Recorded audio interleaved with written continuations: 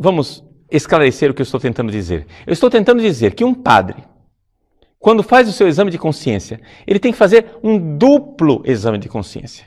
O primeiro exame de consciência é aquele que todo fiel leigo faz. Não é? Ou seja, os 10 mandamentos, as virtudes específicas que cada cristão deve viver. Não é isso? Mas, um segundo exame de consciência, eu tenho que me perguntar o que é que eu estou fazendo do meu ministério, porque eu recebi um encargo de Deus. Eu recebi realmente uma missão de Deus e eu preciso fazer esse segundo exame de consciência. Porque eu posso estar vivendo os 10 mandamentos do Decálogo, posso ser o sujeito mais piedoso do mundo, mais casto do mundo, eu posso, assim, respeitar a propriedade privada dos outros, respeitar os meus pais, etc. Tudo isso, cumprindo perfeitamente os 10 mandamentos e mesmo assim reprovar no segundo exame de consciência, sendo um mau sacerdote que não cumpre o seu dever. Porque nesse segundo exame de consciência, eu tenho que me recordar qual é a identidade real de um padre e de um bispo, conforme aquilo que a Igreja Católica pede de nós. Vejam, eu gostaria de colocar então um instrumento apto, muito prático, nas mãos dos próprios padres e dos próprios bispos, para que nós saibamos fazer o nosso exame de consciência. Então, a pergunta que desmascara toda a nossa sem-vergonhice é a seguinte: contra o que eu estou lutando? Porque veja, nós padres, não é, de uma forma geral, estamos sempre lutando para alguma coisa boa, não é? Eu estou lutando em favor dos pobres, eu estou lutando contra a injustiça, eu estou lutando para que as pessoas rezem mais, eu estou lutando para que as pessoas se confessem mais, eu estou lutando para promover a pastoral, eu estou lutando para erguer um salão paroquial, eu estou lutando para ter uma melhor catequese, etc. Muito bem, essas lutas positivas, elas são muito boas, válidas e necessárias. Mas existe uma coisa que nos desmascara. Quando nós nos perguntamos contra o que é que eu combato. E aqui nós temos 3 reações possíveis. Um padre pode ser omisso. Ele não está lutando contra nada. Ou seja, ele está simplesmente de braços cruzados, bancando o bom moço, né? Fazendo uma bella figura, como dizem os italianos, e assim o cara quer sair bonito na foto. Ele não vai lutar contra ninguém. Ele é o Mr. Politically Correct, né? Ele é o senhor politicamente correto. Ele não vai ofender ninguém. Ele joga para a torcida. Se você faz isso, meu irmão, você é um sem vergonha. Por quê? Porque o padre politicamente correto é um padre que está mais preocupado em agradar a torcida do que em servir a Deus. Esse pecado chama-se respeito humano, quando não, vaidade. Ou seja, respeito humano quer dizer o seguinte: eu tenho medo de ferir as suscetibilidades, as sensibilidades das pessoas e por isso eu fico quietinho, né? Não está aqui quem falou, eu não vou mexer com seu ninguém, eu não quero briga, né? Eu estou aí colocando panos quentes para agradar a todo mundo. Você está preocupado em agradar os homens e não em agradar a Deus. Segunda coisa, você pode estar sendo levado também pela vaidade, porque você quer promover a sua imagem. Então você quer mais a glória do seu nome do que a glória do nome de Deus. Então, temer a Deus é o princípio do saber. Você precisa ter temor de Deus e não respeito humano. Querer agradar a nosso Senhor, querer dar glória ao seu nome e não glória ao seu próprio nome de sacerdote ou de bispo. Você não é um showman. Você não está aí para fazer show. Você está aí para agradar a Deus. Então, o espetáculo dos padres politicamente corretos é uma tragédia. É uma omissão que não tem nome. Segunda possibilidade, que o padre esteja lutando contra as coisas corretas. Não é contra as coisas que ele deveria realmente lutar.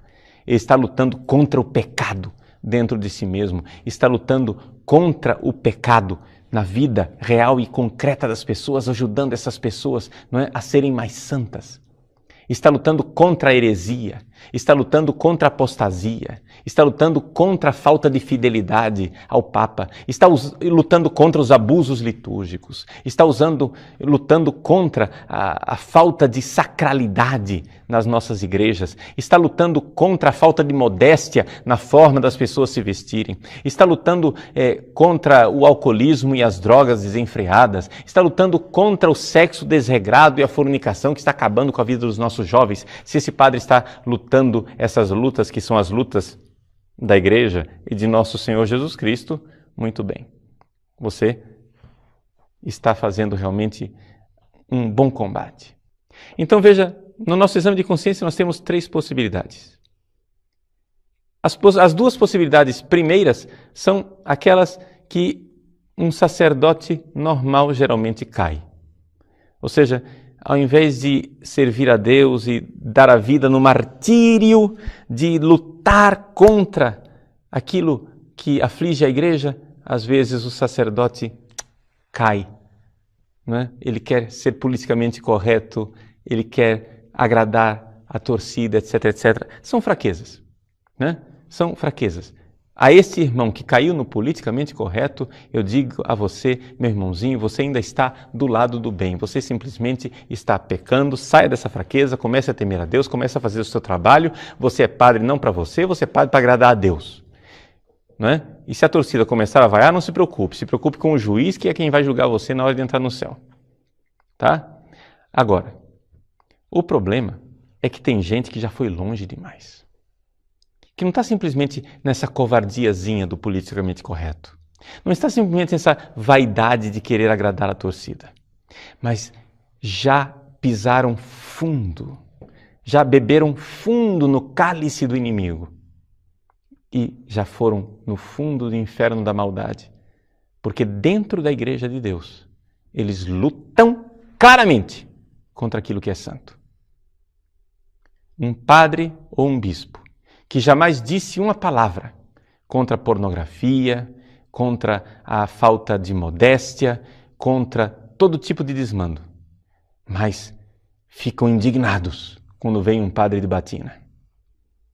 Um padre e um sacerdote que não dizem nada do uso de drogas, do uso de entorpecentes que prejudicam a saúde das pessoas. Um padre e um bispo que nunca faz nada, absolutamente nada, contra o sexo desregrado que está destruindo a juventude, que está destruindo a nossa sociedade, destruindo a família. A família.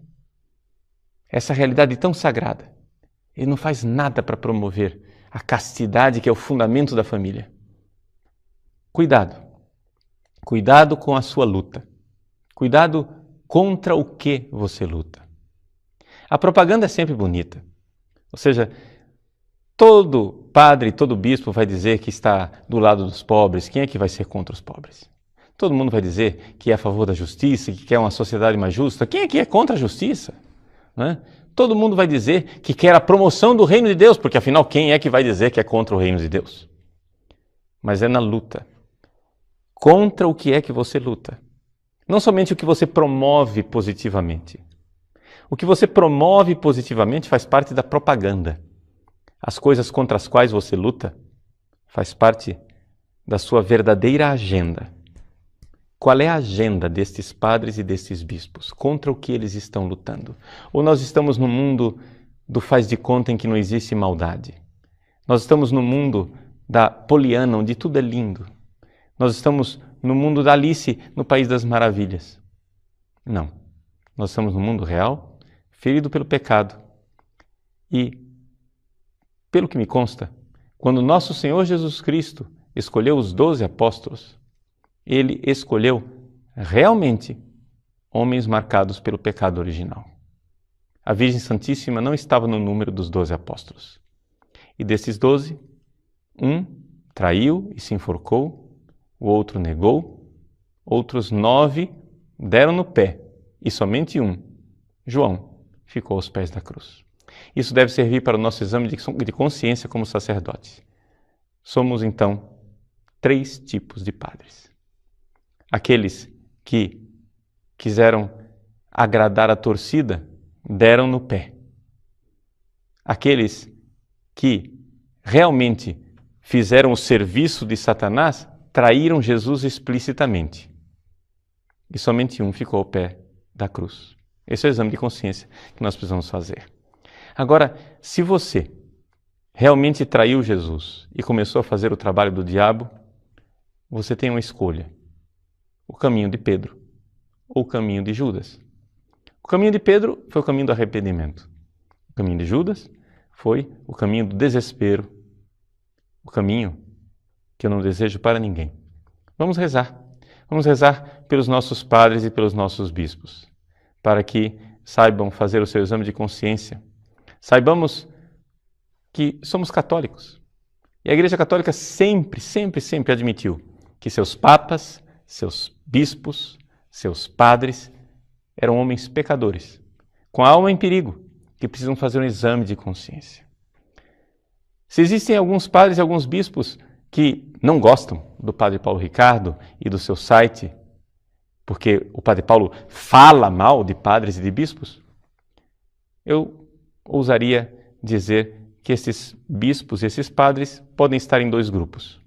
Ou não conhecem direito o nosso site e aquilo que nós estamos colocando no ar, ou então simplesmente estão fugindo do seu exame de consciência.